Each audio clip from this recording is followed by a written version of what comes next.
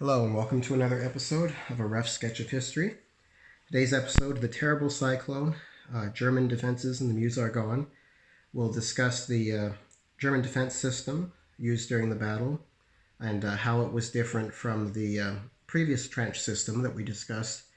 As we discussed the three trench line system with the bulk of the troops weighted towards the front, thinning out as it goes back further. This is covered in detail in the episode The Deadly Puzzle, so if you want a refresher, you can rewatch that. But I take the name Terrible Cyclone from a quote from Sergeant Alvin York, probably one of the most famous soldiers from the American soldiers from the Meuse-Argonne, possibly even the whole First World War. We'll talk more about him later, but he gave this quote after the war. He said, "God would never be cruel enough to create a cyclone as terrible as that Argonne battle. Only man would ever think of doing an awful thing like that." And as we go through the defenses that the Americans faced, the Germans set up, you will see what he was talking about. The deadliness and the destruction that this and the effectiveness of this system led to the extremely high casualties that the Americans suffered. The Americans also didn't do themselves much favors by being extremely aggressive and launching many head-on attacks into a system which you'll see is both intricate and complex in its ability to defend against attacking forces. Now, this system is known in military terms, or this type of concept is known as defense in depth, where a defender trades time and space to weaken the enemy instead of trying to stop the enemy in its tracks. This system is known in English, or this particular defensive line was known in English as the Hindenburg Line, named after the German commander. And the origin of this is that the war starts in 1914, but by 1916 the Germans are realizing that they don't have the manpower to compete with the Allied forces. So on the Western Front, which was rather static, they built a series of defenses behind their front lines and then later retreated to them that allowed a smaller number of men to defend the same line much more or equally effectively, if not more effectively, and then those troops that they freed up could be used in other operations. So with that, let's start drawing through a schematic of what this looked like, what the Hindenburg resembled. Do keep in mind that the Hindenburg line covered a huge amount of territory. It did vary quite a bit from place to place, depending on terrain and individual commanders' needs. But this is a general basic idea. Go back to my rough sketch idea of what it consisted of. One thing I won't be sketching, but just to kind of get a sense of, is that we're going to start the defensive line here. But outside of this line, on this side of it, there was something known as no man's land. Now, no man's land is exactly what it sounds like. Neither side had control of it. It was essentially a torn up field through gunfire and artillery fire, filled with shell holes and chunks of barbed wire, often littered with the corpses of soldiers. It was in itself a formidable defense for soldiers to have to crawl through before even engaging the front line. So kind of consider that before they even hit this point, the advancing soldiers have marched through anywhere between 100 yards to a mile of torn up, terrible landscape. And the first thing they meet is a series of deep ditches, not trenches. They weren't manned by anyone. They weren't. They just were deep ditches designed that soldiers would either have to climb down into them and out, but more importantly, things like tanks couldn't drive over these. They were much wider and deeper. And it essentially caused tanks to have to stop or to force them through little narrow passages, which the tanks often couldn't cross. The Germans left these gaps both to funnel in the attacking enemy, and then also if they were to launch counterattacks, they would know where these gaps were. And behind these gaps, so imagine as a soldier you've come up against say a 9-foot deep trench, 5, 6, 7 feet wide. There's no way you could get across it. You either had to scramble down it and hope you could climb out or go around it. And behind each series of one was a series of barbed wire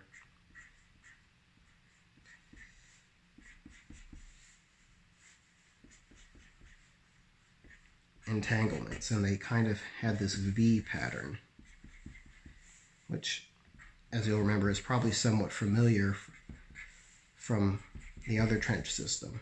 But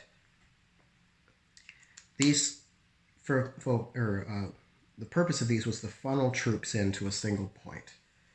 And again, this isn't a barbed wire fence that you use to keep cattle. These are coils tied together, often several yards of thick of coils and poles and things stretching together razor wire. You physically couldn't crawl through them. There was no way to just tough it out and move it through. It literally would dig into your flesh and pin you in place.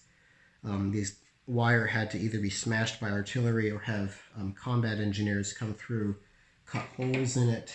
If a tank could get through the tank ditches, they could drive through it and smash a path where the soldiers could march. But particularly in the Meuse-Argonne, they had the problem that sometimes these barbed wire entanglements had been up for years, and they had been entangled with brush and vines and underbrush. So you often sometimes maybe thought you were pushing through a thick series of bush, but it actually was coils of barbed wire, of rusted. And behind this, you would have a series of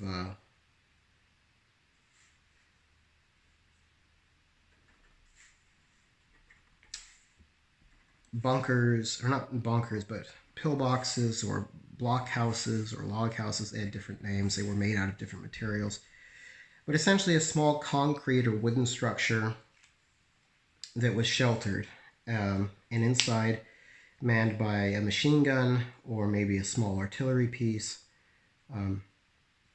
generally made of concrete.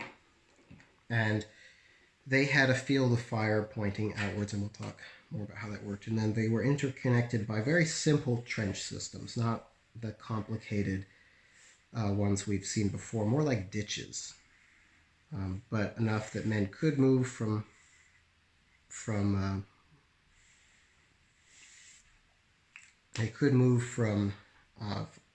bunkhouse to blockhouse to blockhouse. And I think I'll just say we'll call them pillboxes just to keep consistent, though that's not probably what they would have called them at the time. But these were, again, small concrete or wooden structures that could shield the soldiers inside from rifle fire, machine gun fire. And with that machine gun, they would have a field of fire where they could shoot out. There's a little bit of red here. So you'd have interlocking fields of fire, so they could kind of cover each other. So what would happen is that your advancing soldiers would come through, the wire would funnel them through, and they would be right in front of a blockhouse. Here, we'll call them blockhouses. That's a blockhouse that would provide machine gun fire directly onto them. They couldn't go anywhere at this point. They were hemmed in on either side, and at the same time, these blockhouses on the side would have a separate window. They could shoot this way, so they were receiving fire from essentially 3 directions. And oftentimes there were riflemen along these trench lines providing additional support. Once the soldiers advanced close enough, these riflemen could pile up into these blockhouses and remain safe. Oftentimes the American strategy, or any of the Allied strategy, was to just fire enough shots at these places to keep the machine gunners distracted, and then men would have to sneak around back to the sides and toss in a grenade through one of the open windows, or somehow circle back behind and essentially kick in the door and assault the the soldiers inside directly. This was a murderous field of fire to come through, and because of these trenches, because of these blockhouses, any artillery fire of this area was not overly effective. The trench lines were thin, so they couldn't really destroy them. These could be redug in a matter of minutes by determined soldiers. And unless a artillery shell landed right on top of one of these small structures, odds are the men inside would be relatively safe. Again, relatively. But the idea was not that this line of defenses would keep the defenders out. It was simply to bloody their nose, to make sure that small probing attacks wouldn't work. The only way you were going to break through this was with a strong, concerted assault. And then at that point, we'll use our infantry symbol. The men in these bunkers, if they started to fall, would fall back and retreat. Now, an interesting thing that I haven't been able to quite figure out is that generally this was a volunteer position, at least as near as I can tell, near as I've been able to read. I don't know exactly how they enticed soldiers to volunteer for this. Maybe they got better rations. I'm not able to find anything, but they did this. This was a motivated position. You know, they understood that they were going to be overwhelmed, they were going to be outnumbered, and when it started to get too hot, they would fall back. And then that's where they would come up. We'd come up to our secondary line of defenses. Now there's a big gap between this line and this line, and the reason is that this line would get hit by artillery, but a lot of the shorter range artillery would not be in range of this second gap. So at this point, any advancing soldiers, any attackers coming through, would no longer benefit from artillery fire protecting them. And behind this line, I can stop saying blockhouses, pillbox, and go back. These were bunkers. These were strong, concrete, fortified, fortresses, essentially. They had openings on several sides. They had numerous machine guns, artillery pieces, and they were connected by a much more familiar trench system, much like we saw before. The deep trenches with the zigzag pattern. They would often have little dugouts in the sides. They were deep enough that soldiers could stand in them and their heads would be completely covered. They'd have to go up to a little firing step to shoot out. And here you can imagine as the individual soldiers have come forward, they've been chewed to pieces by this first line. So they've been weakened. They no longer have their artillery support, and here they come into the second line. But that's not all they're facing. Each one of these little mini fortresses is supported by a secondary trench line.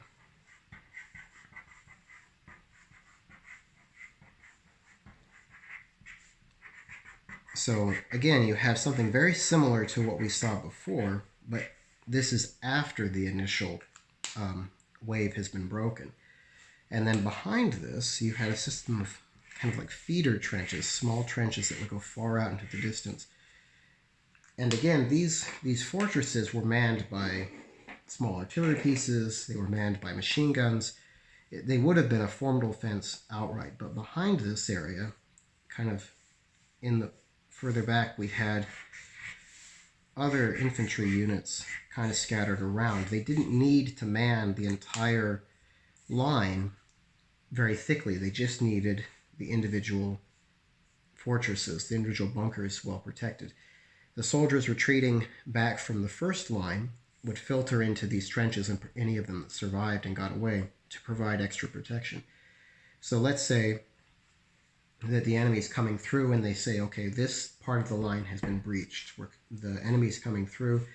These troops here can start to redeploy to these lines and filter up to reinforce this system.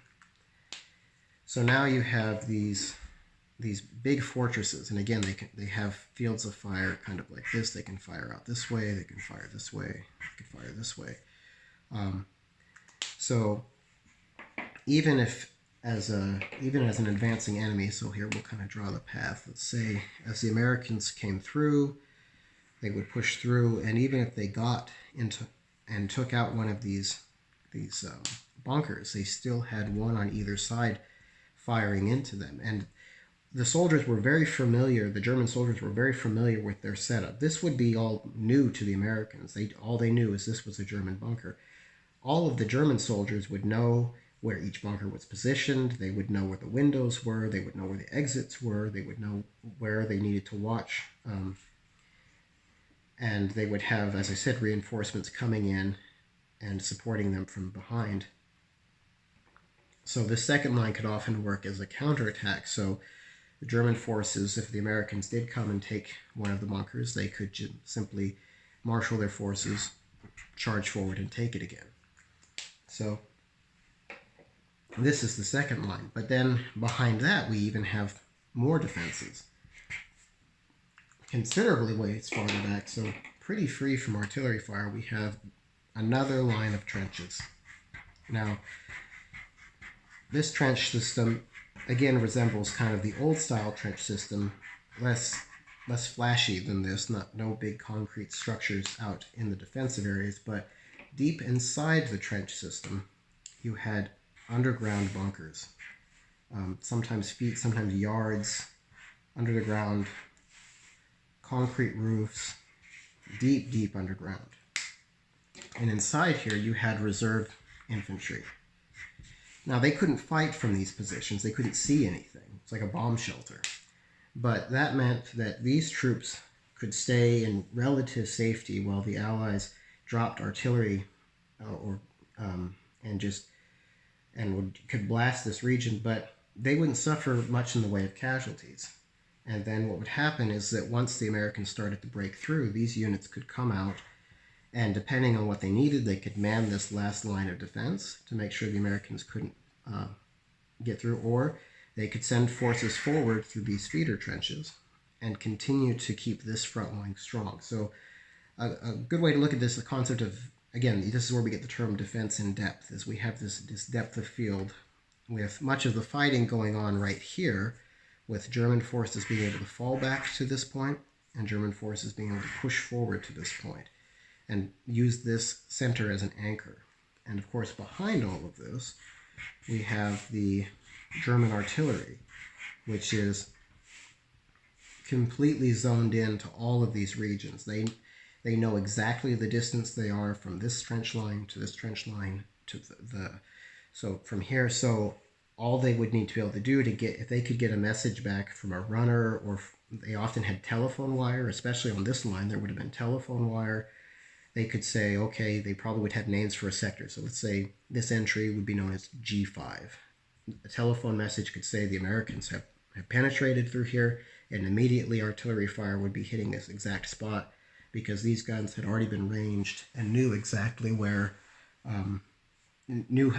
how to hit that spot.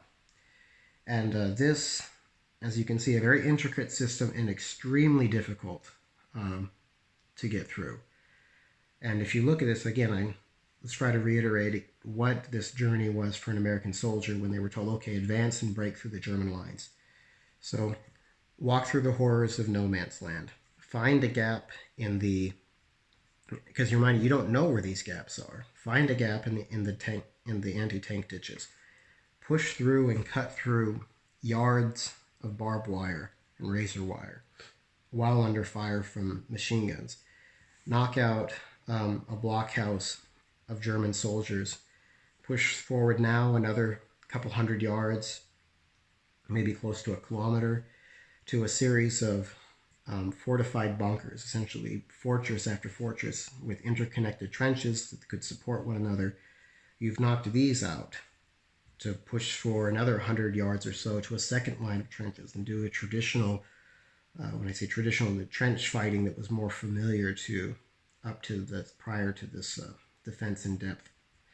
And then after you've done that, you're going to have to face a counterattack. So you might be, there were often times where Americans would be manning pieces of the trenches to defend from the oncoming Germans. And the thing to keep in mind with that is that these trenches were designed to fire this way, to fire towards, not to fire this way. And also the Germans would have known. They would have practiced, they would have trained, they would have known where all of the entrances were, they would have known where the safe areas were. This was fighting essentially on home turf. And then again, you have the process of getting to the final series of trenches. And even if you got through this, there is very likely that there would be reserve infantry farther back that might be called up in a desperate situation. So you can see how difficult this was.